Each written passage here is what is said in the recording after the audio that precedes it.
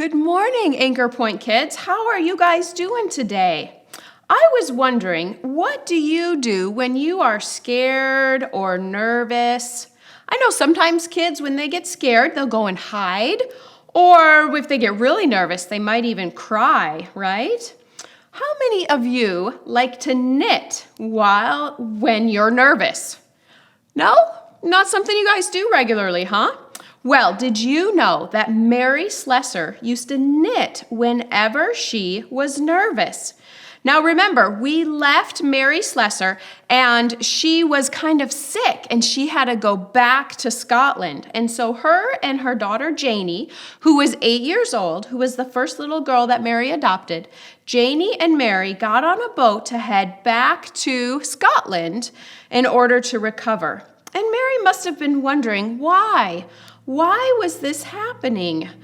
And sometimes things in our life happen and we don't know why. We don't understand why is this happening.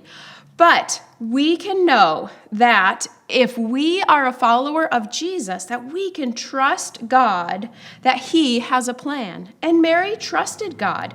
Then God had the power to do what was good even when things were difficult.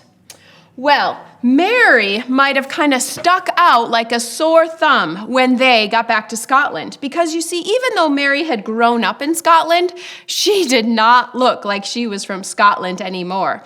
Her skin had gotten a lot darker from being underneath the hot African sun, and she had cut her hair short, unlike the other women in Scotland who had long, fancy hairstyles.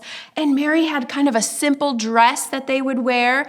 Mary and Janie were used to sleeping in huts and walking around in the jungle.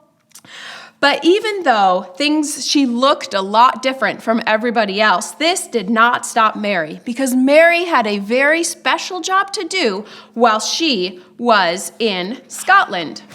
You see, when she was there, Mary would travel to different churches and tell them all about the work that God was doing in Calabar. And she would ask them to give money in order to help her do the work in Calabar, and she would challenge people to go to Calabar as missionaries and go and serve God there.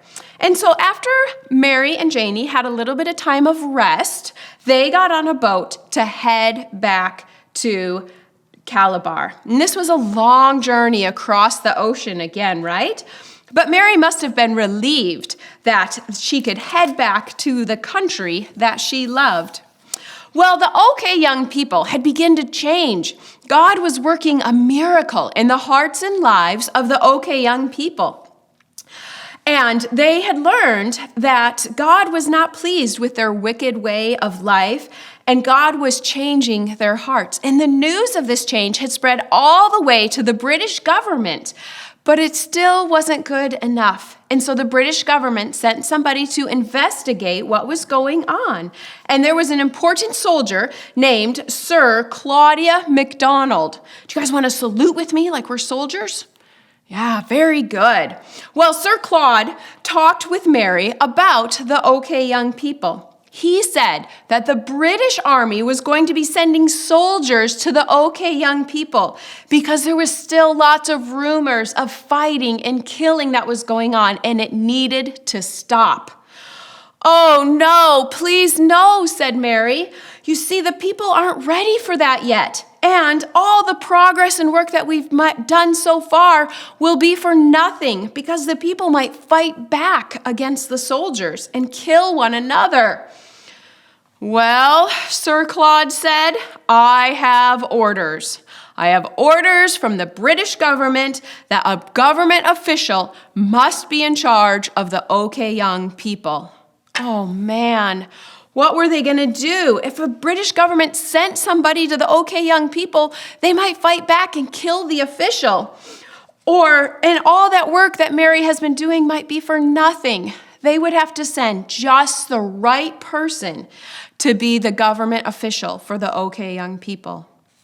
Well, all of a sudden, Sir Claude got a great big smile on his face, and he said, we are sending you, Mary Slessor, to be the government official for the OK young people. What do you think Mary did? Did she say yes or no? You're right. She said yes, of course. Now Mary could keep doing the work that she'd been doing the whole time with the OK Young people, and she would get paid by the British government because of the work that she was doing.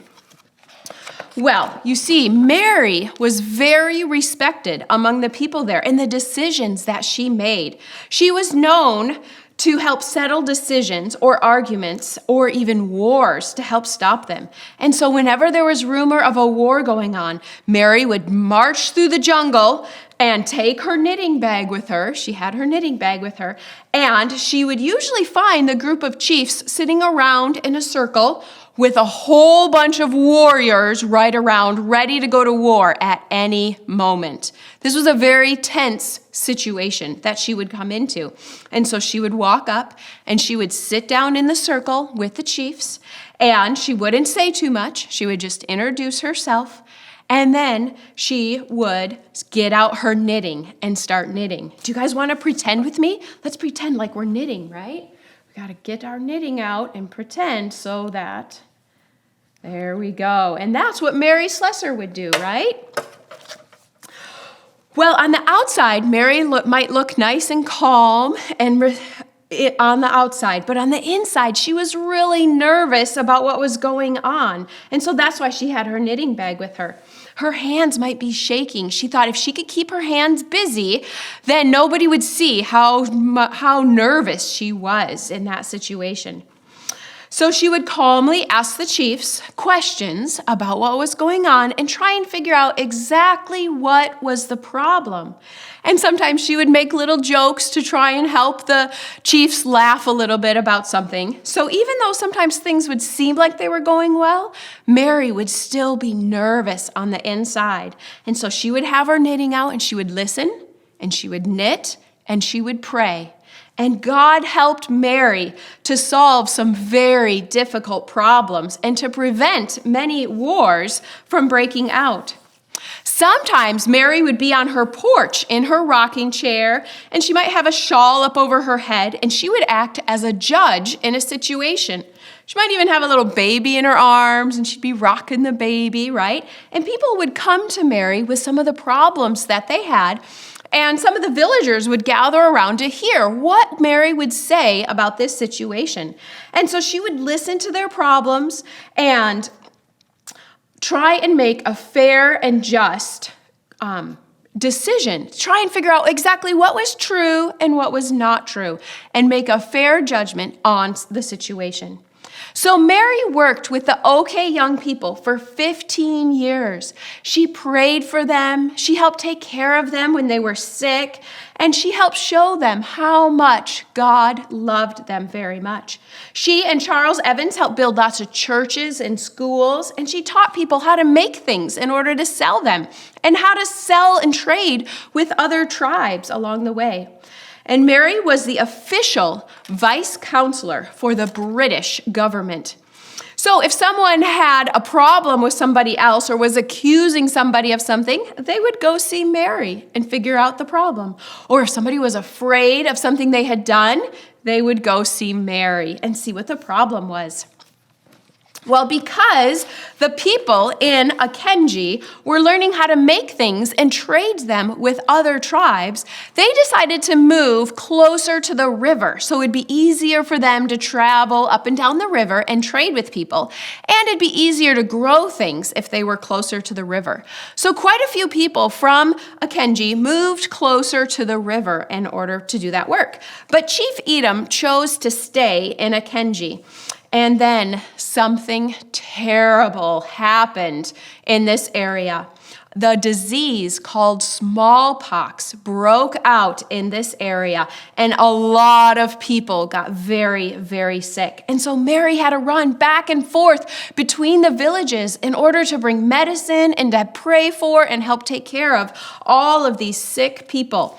Can you pretend with me like we're giving some medicine, pour some medicine on your spoon, and we're giving it to people? Yeah, that's what Mary had to do, and all run between different villages and things like that.